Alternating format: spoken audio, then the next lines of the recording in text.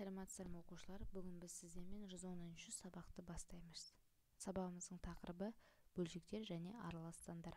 Оқулықтың 110-ші беті оқушылар.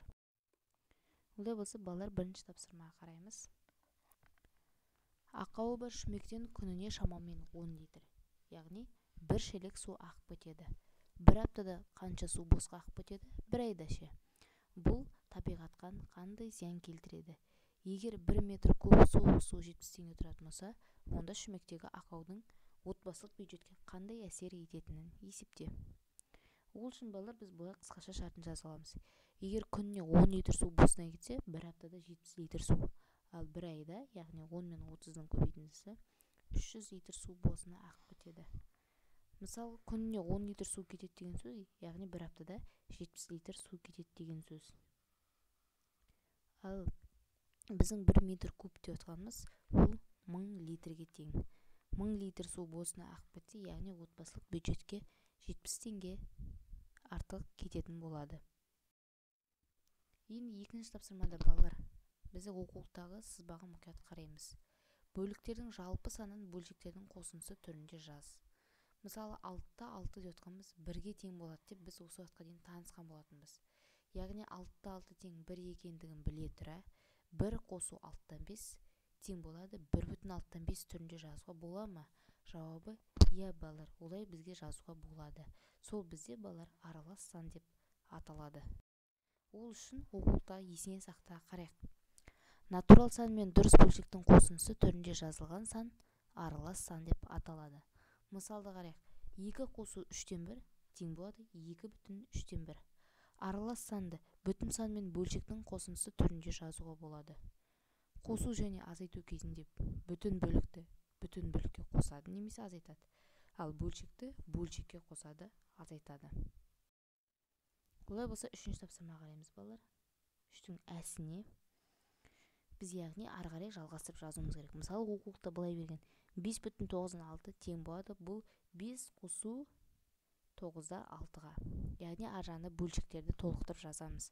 Мысалы, екіншісі 7,42-де 13 тең болады.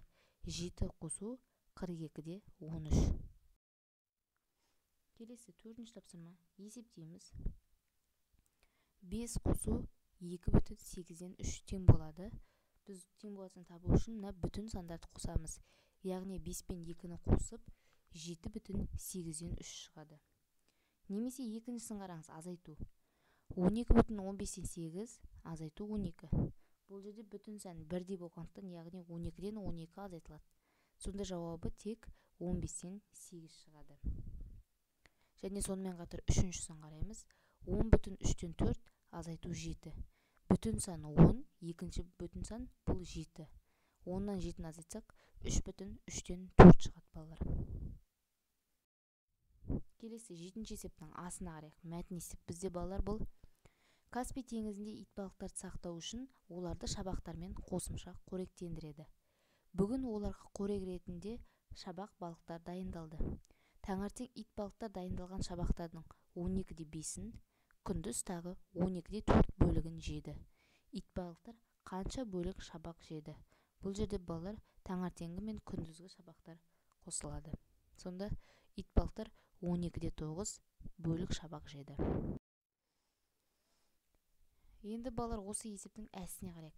1984 жылы Каспий теңізінде 310.100 итбалық есепке алынды. Қазіргі уақытта оның тек 3-тен 1 бөлігі ғана тіршілік етеді. Теңізде қазір қанша итбалық бар? 3-тен 1 бөлігін табу үшін балалар 3-ке бөліп 1-ге көбейтеміз. Демек, қазіргі таңда итбалықтың 126.700-і ғана бар. Енді осы есептің балалар бысына қарайықшы. Айлақта 6 түсті қызыл құтқару қайығы бар. Бұл барлық қайықтың 3-тен 1 бөлігі. Яғни балалар барлығын табу үшін 3-ке көбейтіп 1-ге бөлеміз. Демек, барлығы 18. Ал қалғандары көк түсті дейді. Жаңа біз 18-ден 6-ны азайтқанда балалар көк түсті, сонда 12-сі қалды.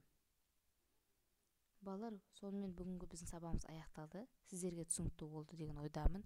Сау болыңыздар балалар.